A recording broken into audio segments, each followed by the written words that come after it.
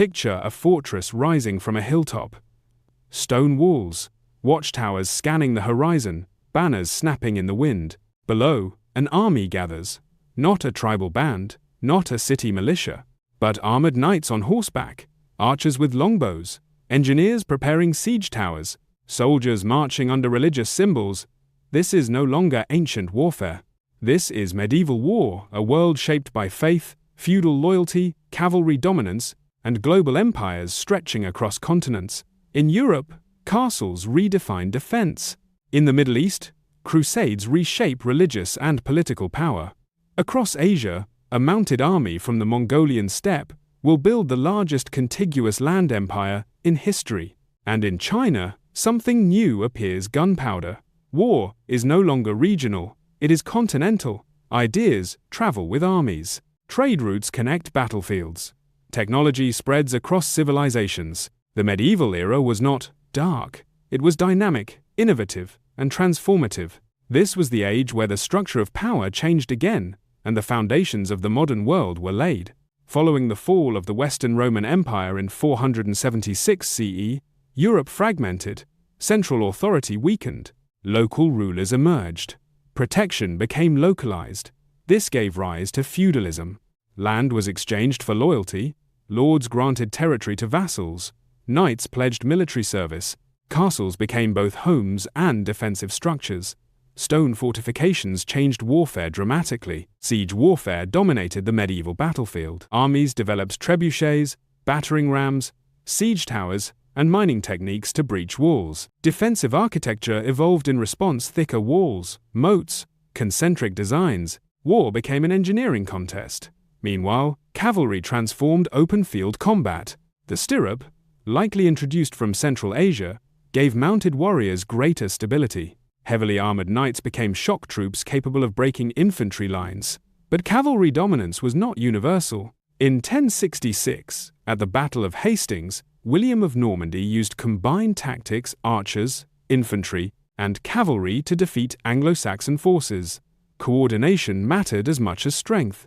Across the Mediterranean and Middle East, a different transformation unfolded. Beginning in the 7th century, Islamic caliphates expanded rapidly across North Africa, the Middle East, and into Spain. Military organization, mobility, and religious unity fueled expansion. Centuries later, the Crusades, 1096–1291, brought European and Middle Eastern powers into prolonged conflict over the Holy Land. These campaigns were not constant warfare, but waves of expeditions shaped by faith, politics, trade, and power. Crusader states rose and fell.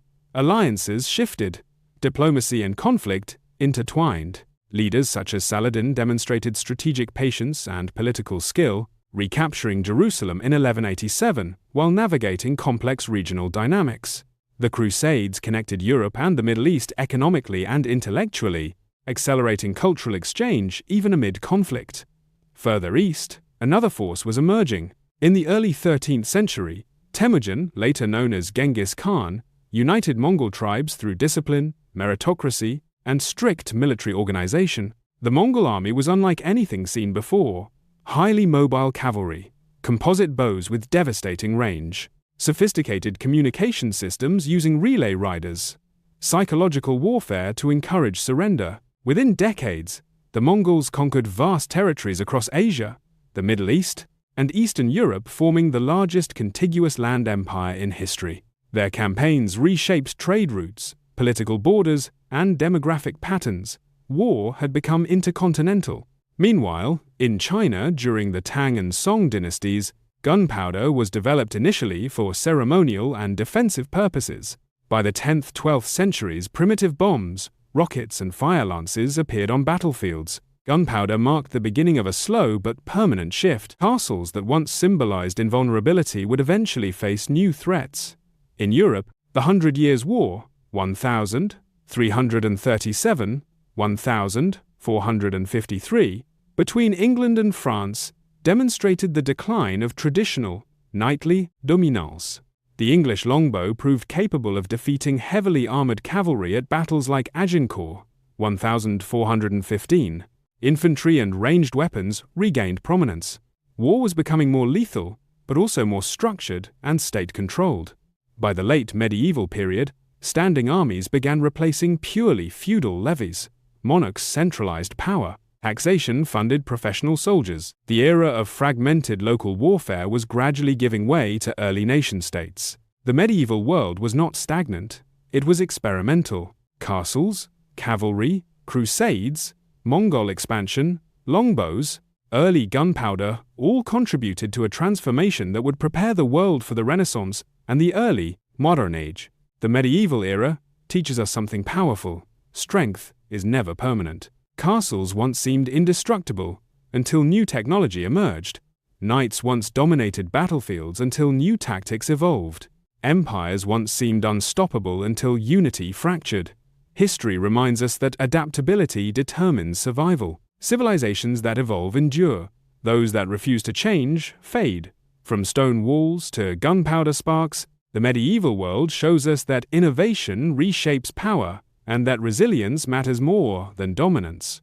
As we move into the age of gunpowder, global exploration, and early modern empires, remember, the future belongs not to the strongest, but to those who learn, adapt, and evolve. History is not just about war, it is about transformation.